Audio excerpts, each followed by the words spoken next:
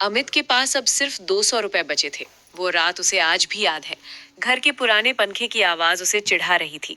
उसे लगा जैसे वो 300 रुपए नहीं बल्कि अपने पिता का भरोसा हार गया है। अमित का अंतर्मन कह रहा था, क्या मैं वाकई पागल हूँ? लोग सही कहते थे, जुआ है ये।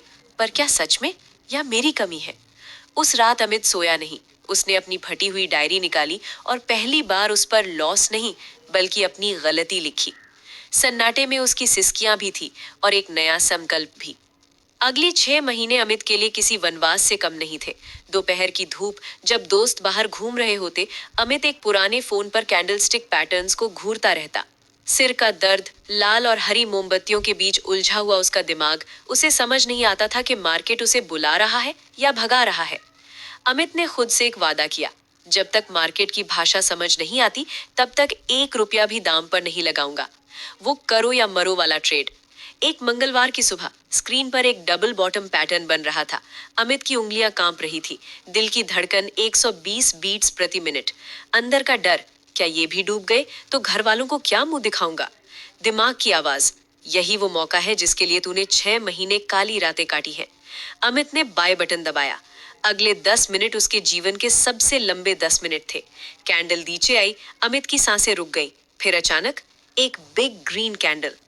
जब ट्रेड क्लोज हुआ तो स्क्रीन पर 600 रुपए का प्रॉफिट चमक रहा था। अमित की आंखों से आंसू बहने लगे। ये 600 रुपए के लिए नहीं थे, ये उस यकीन के लिए थे जो फिर से जी उठा था। उसने अपनी माँ के पास जाकर 500 रुपए रखे और कहा, माँ, ये जुआ नहीं, मेरी मेहनत की पहली कमाई है। माँ को समझ नहीं आया, लेकिन अमित की आंखों की चमक बता रही थी कि उसका बेटा अब भीड़ का हिस्सा नहीं रहा। अनुशासन की अग्नि परीक्षा। सफलता के साथ अहंकार भी आता है, लेकिन अमित संभल गया। एक दिन मार्केट ने उसे तगड़ा झटका दिया। 2000 रुपए का लॉस। पुरानी यादें ताजा हो गई, डर वापस आया। लेकिन इस बार अमित भागा नहीं। उसने शांति से लैपटॉप बंद किया और वॉक पर निकल गया। उसने समझ लिया था, मार्केट आपसे पैसा नहीं मांगता, वो आपका सब्र मांगता है। जिसका सब्र टूट गया, उसका पैसा भी टूट गया। एक नई सुबह।